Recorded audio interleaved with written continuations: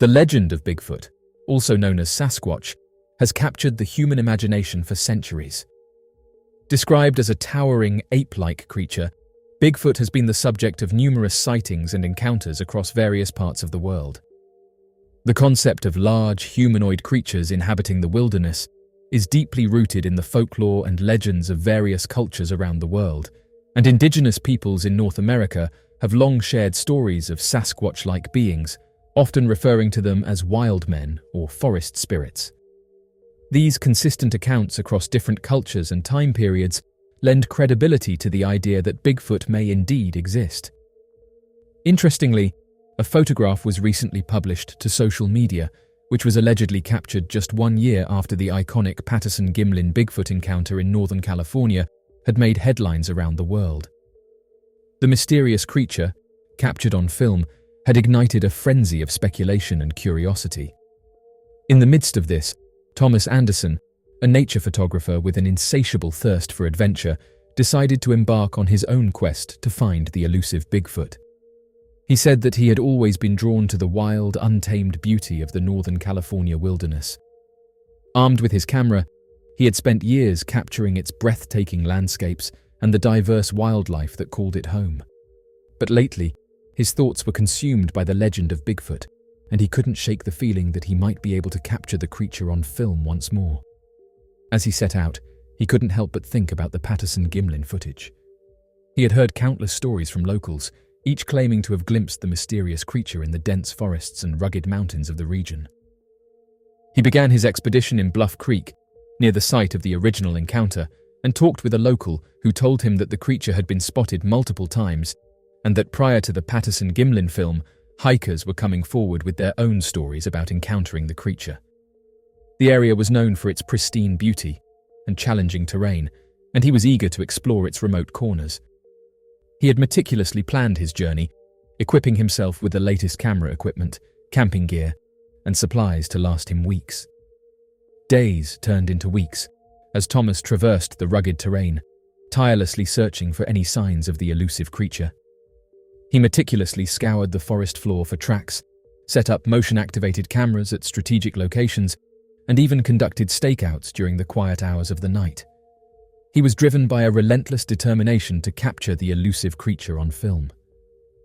One crisp evening, while camped deep within the forest, Thomas explained he heard a series of strange, guttural sounds emanating from the darkness. It was a series of eerie, howling calls, unlike anything he had ever heard before. The following morning, he continued his exploration deeper into the wilderness, guided by the hope that he was getting closer to his elusive quarry. As he navigated through the dense undergrowth, he spotted something unusual out of the corner of his eye. A massive, shadowy figure stood partially obscured behind a thick cluster of trees. His heart skipped a beat, and he raised his camera, praying that he wouldn't miss this once-in-a-lifetime opportunity. Through the lens of his camera, Thomas could hardly believe his eyes. The creature before him was immense, covered in long, dark hair, and standing upright on 2 massive legs. It was a Bigfoot, without a doubt, and the creature gazed at him with an air of both curiosity and caution, its dark eyes seeming to hold untold mysteries.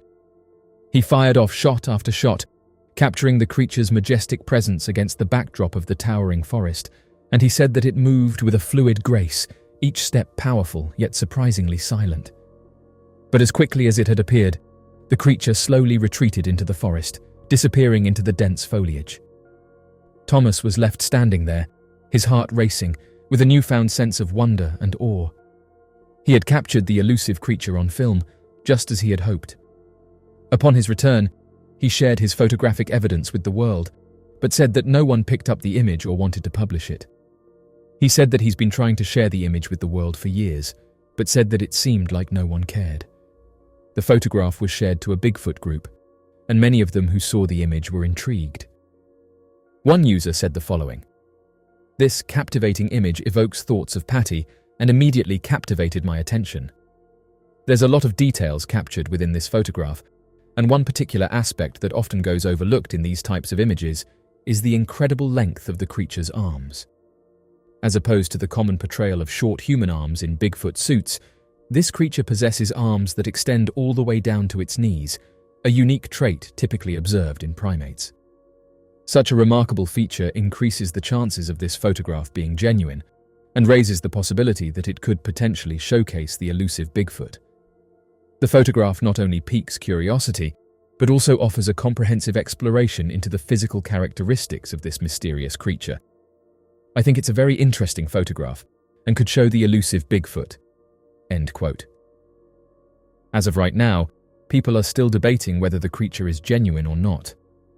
One of the most compelling pieces of evidence for the existence of Bigfoot is the sheer number of eyewitness testimonies from individuals who claim to have encountered the creature firsthand. These accounts come from a wide range of people, including hikers, hunters, and local residents who describe seeing a large, bipedal, and ape-like creature in their natural habitats. While skeptics may dismiss these testimonies as hoaxes or misidentifications of known animals, the consistency in the descriptions and the sincerity of the witnesses cannot be easily disregarded. Many eyewitnesses report feeling a deep sense of fear and awe during their encounters, further underscoring the authenticity of their experiences. One of the most compelling types of physical evidence supporting Bigfoot's existence is the discovery of large humanoid footprints in remote wilderness areas. These footprints, often measuring 15 to 24 inches in length, exhibit characteristics that are distinct from those of known animals. They feature dermal ridges, toes, and arches, which suggest a foot structure consistent with a bipedal hominid. Throughout the middle 1900s, a series of unexplainable sightings of hairy humanoid creatures were reported all across the state of New York. These encounters would range from supposed attacks by possible shipwrecked sailors of giant proportions who had been turned into wild men after years of isolation, to man-beasts covered from head to toe in an unexplainable fur that devoured local livestock. The Adirondac Sasquatch bootlegger cover-up. The chilly autumn of 1921 brought with it a wave of fear for the residents of the northern Adirondacks communities, residing close to the borders of New York's untamed wilderness. Across the small towns of Bangor and Brandon, located within the rural Franklin County, reports began to circulate of a mysterious wild man that was seen wandering through the surrounding woods. The creature, described as having been closer to a feral animal than that of a man, was reported to have been responsible for taking out livestock and strange shouts heard emanating from the nearby forests. Despite the best efforts of local hunters and trackers, not a single experienced outdoorsman had been able to get close enough to the creature to solve the unexplainable mystery as to its origins and capture the mysterious culprit. And the strange sightings of the unknown man or animal continued to be reported all throughout the area. As news of the wild man spread, local parents became increasingly concerned for the safety of their children that walked alone to and from the nearby public school. For this reason, many refused to let their children walk alone, instead opting to pick them up at the school door and taking the longer but more open paths back home, rather than commonly cutting through the small shortcuts and pathways of overgrown brush and wilderness. Bangor, located in the village of Malone, and Brandon, situated in one of the densest regions to the southwest of Malone, were both small communities that relied on the surrounding forests for their livelihood. The sudden appearance of a mysterious creature in their midst was a source of great anxiety, causing many people to become far too afraid to venture outside after dark to check their traps, maintain their livestock, or make necessary and time-sensitive deliveries to and from the town. As the weeks went by, the sightings of the wild man continued, with some witnesses reporting that the creature appeared to be carrying a club. Authorities were called in to investigate, but despite their best efforts, the wild man was never caught. The search for the man from the authorities seemed to cause a short lull in their reports, with the culprit responsible for the sighting most likely becoming spooked by the sudden interest in the surrounding wilderness, fleeing deeper into the northern Adirondack Mountains to evade capture.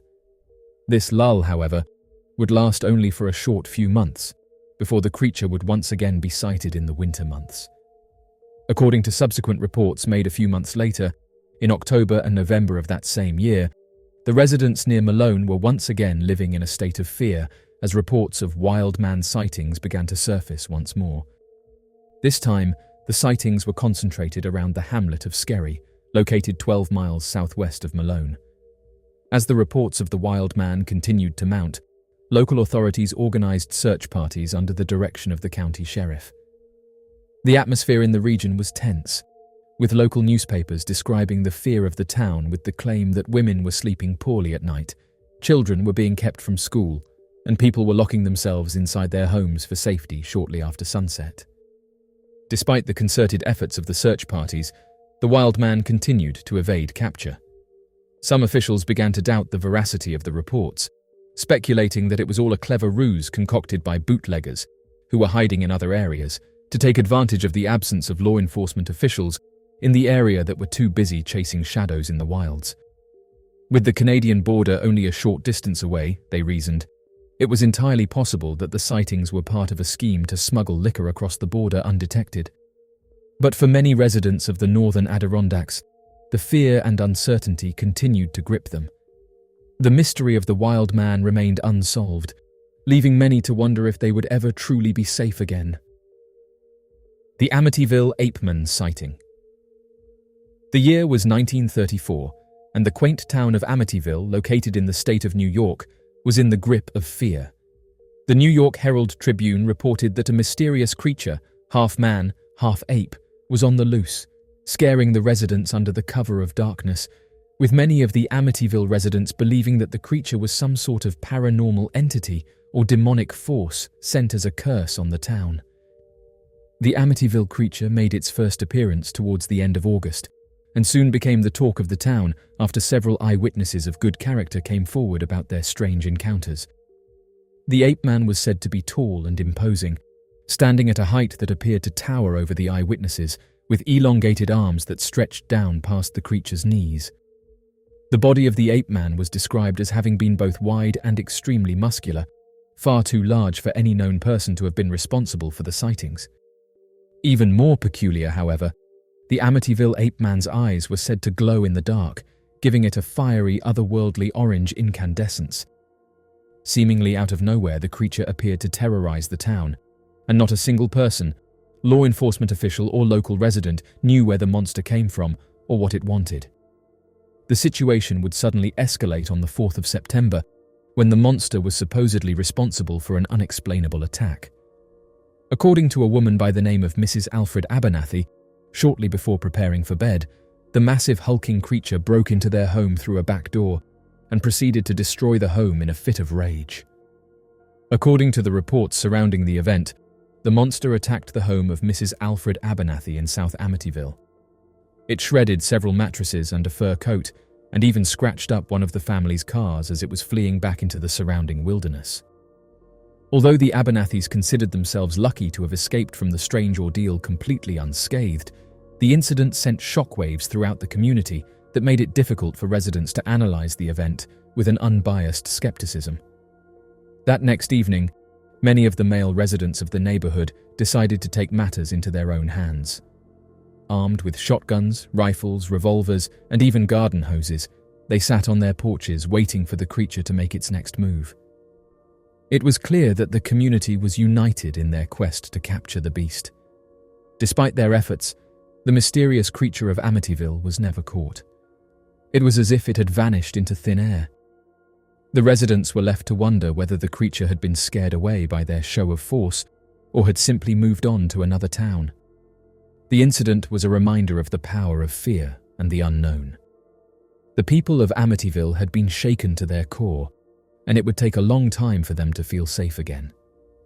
Even decades later, the story of the mysterious creature of Amityville would be retold and discussed by locals, historians, and enthusiasts alike. Shortly after the event, however, some would speculate as to the origins of the creature, which would surface a series of bizarre and equally strange theories throughout the town. A small minority of the town's residents believed that the creature was the result of a failed science experiment, while others suggested that the monster was a supernatural being that had come to wreak havoc on the town after being cursed by dark magic. The invisible Whitehall ape sightings. Reported from the town of Whitehall, nestled at the edges of the Adirondacks, at the base of Lake Champlain in the northeastern part of the state, an encounter with a Sasquatch creature was first made public in the area back in 1961. Though it would be the first of many more incidents reported from the small rural farming community, According to many of the local residents, strange encounters with the ape-like beast had been claimed several months before the first publication. According to the local newspapers, 2 young women were walking through the tranquil East Bay area when they encountered a large, intimidating figure that moved unnervingly close to them. The 2 eyewitnesses were so terrified by the sight of the strange humanoid creature that they would immediately begin running home without stopping, frantically screaming the entire way. Once the pair reached the home of one of the girls' fathers, a straight run more than 2 minutes from where they spotted the monster, they would quickly report their sighting to the local authorities. The young women were convinced that they had seen something out of the ordinary, something that couldn't be explained away as a simple prank. They said that it was too tall and too big to have been a prankster. Despite the skeptical reaction of some of the neighbors who laughed it off as a simple joke, the women were certain that what they had experienced was something much more sinister. This incident marked the beginning of a series of reports that would detail strange happenings in the small town of Whitehall, centering around sightings of large creatures with human-like features that were reportedly seen lurking in the woods. Over the weeks following this initial sighting, there were more than a dozen reports of similar encounters, with nearly all of the reports describing the bizarre creatures with similar characteristics. According to a group of independent eyewitnesses who were questioned by local reporters, the monsters were commonly described as being exceptionally large, hairy figures that moved with an almost inhuman grace and could disappear within the blink of an eye, as if suddenly becoming invisible. Some of the encounters are said to have taken place in broad daylight, while others happened at night, under the cover of darkness.